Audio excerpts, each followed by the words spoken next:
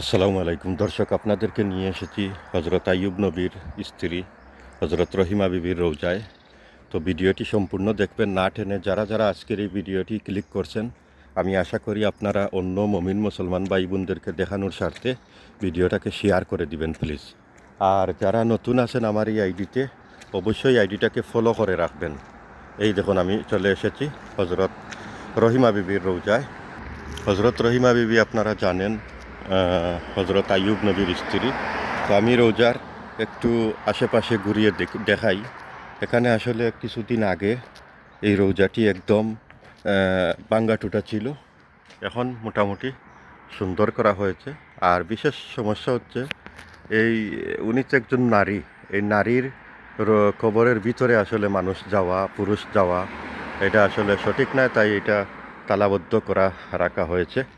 তো আমি আশা করি আপনারা সবাই এই ভিডিওটিকে শেয়ার করবেন।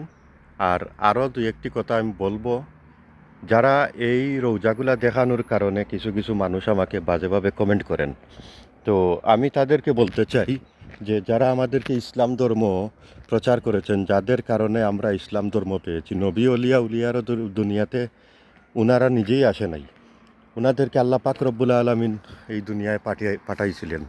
তো উনাদের উসিল্লায় আমরা এই ইসলাম ধর্ম পেয়েছি।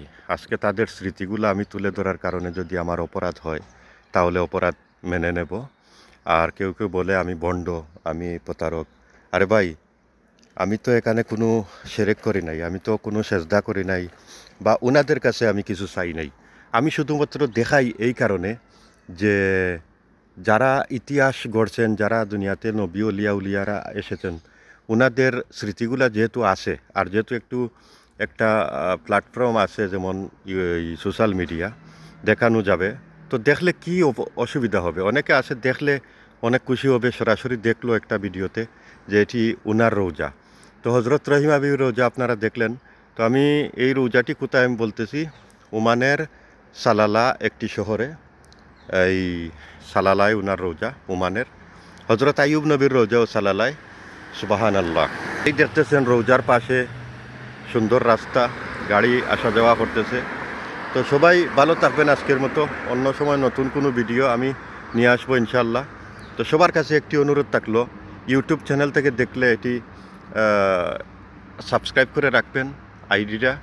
আর যারা আমার এই চ্যানেল থেকে দেখতেছেন, ফেসবুক আইডিটাকে বা পেজ থেকে, আপনারা এই আইডিটাকে ফলো করে রাখবেন।